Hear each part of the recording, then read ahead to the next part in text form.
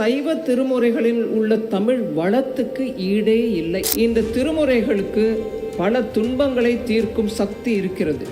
இது பலரின் அனுபவபூர்வமான நம்பிக்கை. திருநாவுக்கரசர் தான் தமிழில் முதலாக இந்த வடிவத்தை அதிக அளவில் பயன்படுத்தியவர். யாழ், உடுக்கை, கொட்டு என்று பல இசை கருவிகளை வைத்து திருமுறைகள் இசைக்கப்பட்டிருக்கின்றன. இப்படி 1000 ஆண்டுகளுக்கு மேலான இசை பாரம்பரியம் உள்ளவை இந்த திருமுறைகள். கட்டிய கோவிலுக்கு போவேன் என்று சிவபெருமான் சொன்ன விஷயம் கல்வெட்டுகளிலும் உள்ளது. சரி, செப்பேடுகளில் இருக்குன்னா அது எங்கே இருக்குது? நம்மளுக்கு அதிர்ஷ்டவசமாக சீர்காழியில் நம்ம அதை கண்டறித்து எடுத்து இன்னைக்கு நல்ல விதமாக வெளியில் வச்சுருக்கிறோம். அது தெய்வ நிகழ்ச்சியை தவிர நம்ம முயற்சி இல்லை.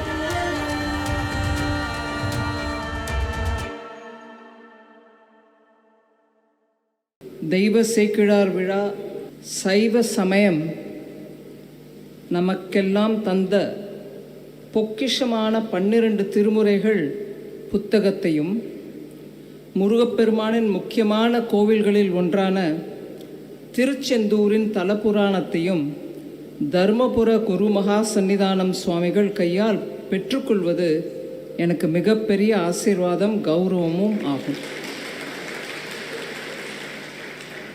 இந்த 12 திருமுறைகளும் சைவ சமய ஆச்சாரியார்கள் நமக்கெல்லாம் தந்த கொடை.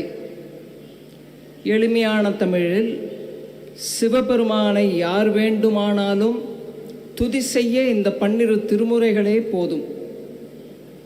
சைவ சமயத்தின் முக்கியமான 4 குருமார்களான சம்பந்தர், அப்பர், சுந்தரர், மாணிக்கவாசகர் ஆகியவர்கள் பாடிய பதிகங்களையும் தவிர மற்ற குருமார்களான காரைக்கால் அம்மையார், நம்பியாண்டார் நம்பி, சேந்தனார், கண்டராதித்தனார் என்று பலர் பாடிய பதிகங்களும் இன்று இருப்பது உங்களுக்கு எல்லாம் இந்த புத்தகத்தில் இருப்பது உங்களுக்கு எல்லாருக்கும் தெரியும்.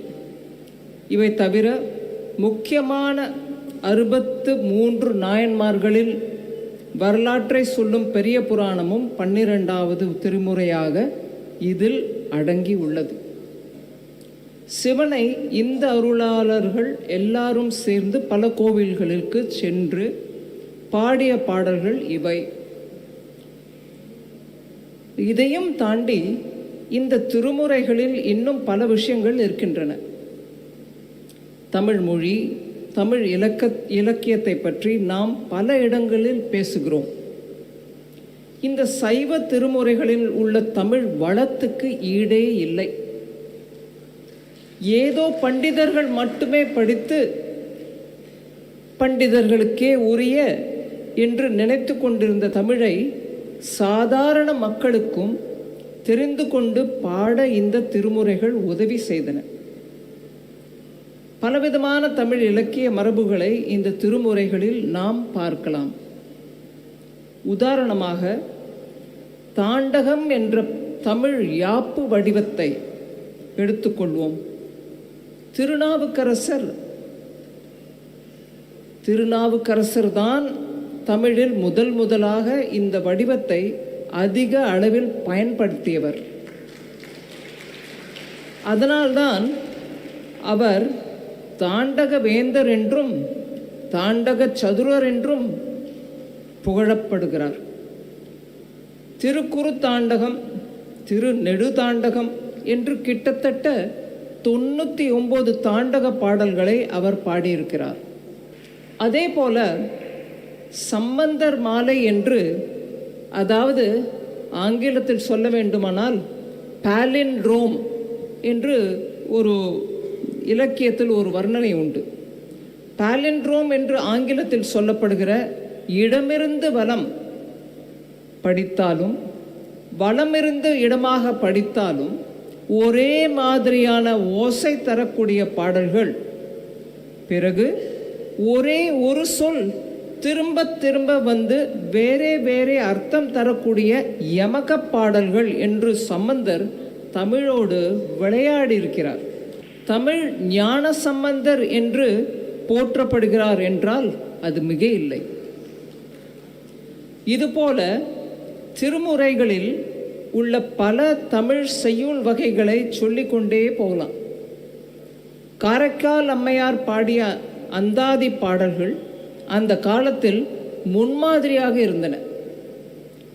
நம்முடைய இசை மரபுக்கு இந்த திருமுறைகள் எப்பேற்பட்ட பங்களிப்பை தந்திருக்கின்றன என்பது வியப்புக்குரிய ஒரு விஷயம். நாம் எல்லாரும் கொண்டாடக்கூடிய விஷயம். இன்னைக்கும் கர்நாடக சங்கீத மேடைகளில் பாடப்படும் பல ராகங்களும் திருமுறை இசைக்கப்பட்ட பண்களிலிருந்து வந்தவை.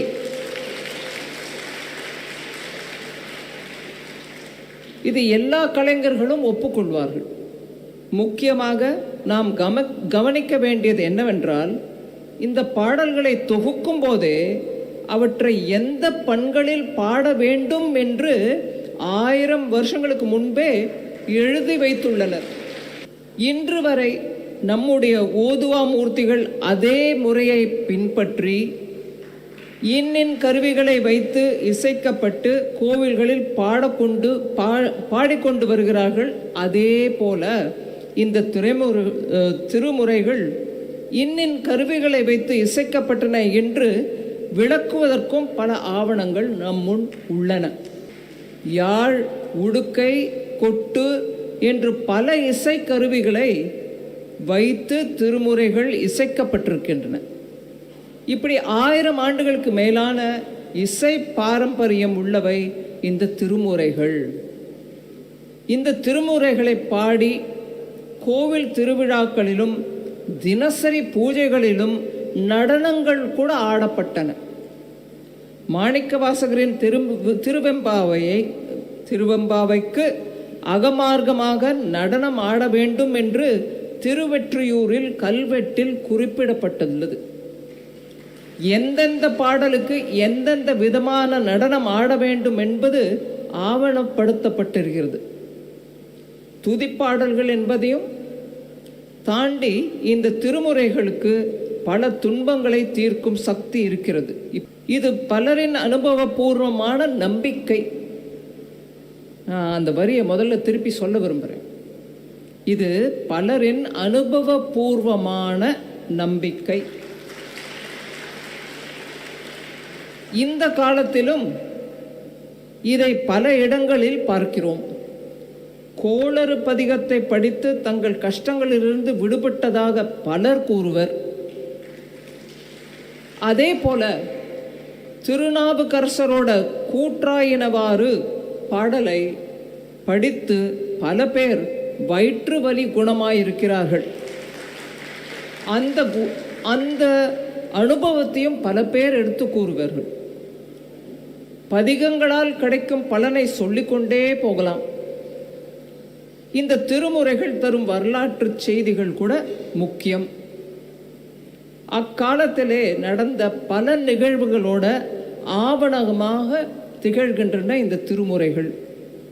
கல்வெட்டுகளில் உள்ள மகேந்திர பல்லவன் சைவ சமயத்துக்கு மாறிய நிகழ்வை சேக்கிழார் பெருமான் பெரிய புராணத்தில் எடுத்து உரைக்கிறார். அதே போல நெல்வேலி போரில் நின்ற சீர் நெடுமாற நாயனார் வெற்றி பெற்ற செய்தி கூட சுந்தரமூர்த்தி நாயனார் பதிவு செய்துள்ளார்.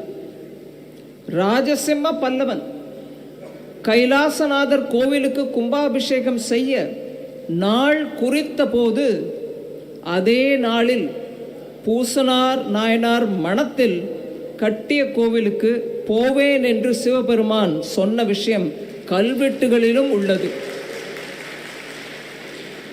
கல்வெட்டுகளிலும் உள்ளது, திருமுறைகளிலும் உள்ளன.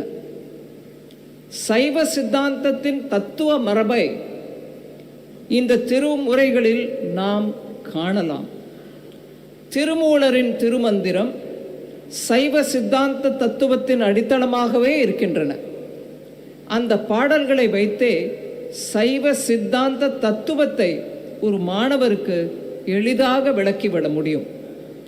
அந்த காலத்திலே இருந்த நடைமுறைகளை பற்றியும் இந்த திருமுறைகளிலிருந்து நாம் தெரிந்து கொள்ளலாம். குறிப்பாக நீதி முறைகளை பற்றியும் தீர்ப்புகள் எப்படி கொடுக்கப்பட்டன என்பதை பற்றியும் இவற்றில் பதிவாகி இருக்கிறது. சுந்தரமூர்த்தி நாயனார் சடங்கவி சிவாச்சாரியின் மகளை திருமணம் செய்ய போகும்போது அதை வயதானவர் வேடத்தில் வந்த சிவபெருமான் தடுத்து நிறுத்துகிறார். சுந்தரரை தனக்கு அடிமைன்னு சொல்லுகிறார். சுந்தரரையே தனக்கு அடிமைன்னு அந்த வயதானவர் சொல்கிறார். சிவபெருமான் என்பது பின்னர் தெரிய வருகிறது. அதற்கான ஆதாரத்தை நீதிபதிகள் கேட்க போன போது, ஆட்சியில் ஆவணத்தில் அன்றி மற்று அயலார் தங்கள் காட்சியில் காட்டுவாய் என்ற ஒரு வரியை சொல்லுகிறார்கள். நான் திருப்பி படிக்கிறேன் அந்த லைனை. ஆட்சியில் ஆவணத்தில் அன்றி மற்ற அயலார் தங்கள் காட்சியில் காட்டுவாய் என்று எடுத்துரைக்கிறார். அதாவது ஒரு வழக்குக்கு ஆதாரமாக உலக வழக்கம் இருக்க வேண்டும். ஒரு வழக்குக்கு ஆதாரமாக உலக வழக்கம் இருக்க வேண்டும். இல்லை என்றால் ஆவணமேனா இருக்க வேண்டும். அதுவும் இல்லை என்றால் ஒருவர் தன் கண்களால் பார்த்த சாட்சி இருக்க வேண்டும். அதை வைத்துதான் தீர்ப்புகள் வழங்கப்பட்டன. இது போன்ற பல உதாரணங்கள் திருமுறையில் இருக்கின்றன. அப்படிப்பட்ட திருமுறைகளுக்கு நம் அரசர்கள் பலவிதங்களிலும் ஆதரவு கொடுத்துள்ளனர். ராஜராஜ சோழன் இவற்றை சிதம்பரம் கோவிலில் எடுத்து நம்பியாண்டார் நம்பி மூலம் தொகுக்க சொல்லி அதை பாட 40க்கும் மேற்பட்ட ஓதுவார்களை தஞ்சாவூர் கோவிலில் மட்டும் அமர்த்தி இருக்கிறார் ராஜராஜ சோழன். இது மாதிரி பல அரசர்களும் இந்த திருமுறைகளை கோவிலில் பாட வழி செய்திருக்கின்றனர். குலோத்துங்க சோழன் அவருடைய காலத்தில் இந்த திருமுறைகள் முழுவதையும் செப்பு பட்டயங்களில் பதிவு செய்துள்ளனர். இப்பவே நம்ம அவங்க பேசும்போது கேட்டோம். ஓலைச்சுவடைகள், பின்னர் செப்பேடுகள், மகா சன்னிதானம் சொன்னார், ஆப். ஸோ இன்னைக்கு விதவிதமான முறையில் டெக்னாலஜி பரவ நம்மளும் அதுக்கு ஏற்ற மாதிரி திருமுறைகளை எடுத்து கொண்டு செல்கிறோம். ஓலைச்சுவடியில் இருக்குங்க படிங்கன்னு சொன்னால் இன்னைக்கு நம்ம இளைஞர்களுக்கு ஓலைச்சுவடியை படிக்க தெரியாது. சரி, செப்பேடுகளில் இருக்குன்னா அது எங்கே இருக்குது? நம்மளுக்கு அதிர்ஷ்டவசமாக சீர்காழியில் நம்ம அதை கண்டறித்து எடுத்து இன்னைக்கு நல்ல விதமாக வெளியில் வச்சுருக்கிறோம். அது தெய்வ நிகழ்ச்சியை தவிர நம்ம முயற்சி இல்லை. ஆனால் நம்ம எல்லார் கையிலையும் இருக்கிறது செப்பேடோ ஓலைச்சுவடியோ இல்லை, ஃபோனு. இன்னைக்கு இளைஞர்கள் கூட உங்களுக்கு ஏதாவது ஒரு செய்தி வேணும்னா இருங்கம்மா பார்த்து சொல்கிறேன் அப்படின்னு ஃபோனில் தான் பார்த்து எனக்கு சொல்கிறாங்க. திருச்செந்தூர் தலபுராணம் நூல் சாதாரணமான புத்தகம் இல்லை. இதை பாடிய வென்றிமாலை கவிராயர் திருச்செந்தூரில் திரு சுதந்திரர்கள் குடும்பத்தில் பிறந்து அங்கே கோவில் மடைப்பள்ளியில் வேலை செய்தவர். அங்கிருந்து அவரை சரியாக வேலை செய்யவில்லை என்று வேலை நீக்கம் செய்யப்பட்டவர். அதன் பின் முருகன் அருளால் கவி பாடும் திறமை அவருக்கு கிடைத்தது. அப்படி பாடப்பெற்றதுதான் இந்த தலபுராணம். இதையும் காலத்தின் போக்க பாருங்க. இப்படி எழுதப்பட்ட அந்த தலபுராணத்தையும் அந்த ஊர் மக்கள் ஏற்றுக்கொள்ளவில்லை. அந்த காரணத்தினால் மனம் வெறுத்து அவர் கடலில் அதை எரிந்து விட்டார். வென்றிமாலை அந்த எழுதிய தலபுராணத்தை மனம் நொடிந்து கடலில் எரிந்து விட்டார். அந்த சுவடிகள் இங்கே இருந்து இலங்கை போய் சேர்ந்து அங்கே ஒரு கரையோரத்தில் ஒதுங்கியதாம்.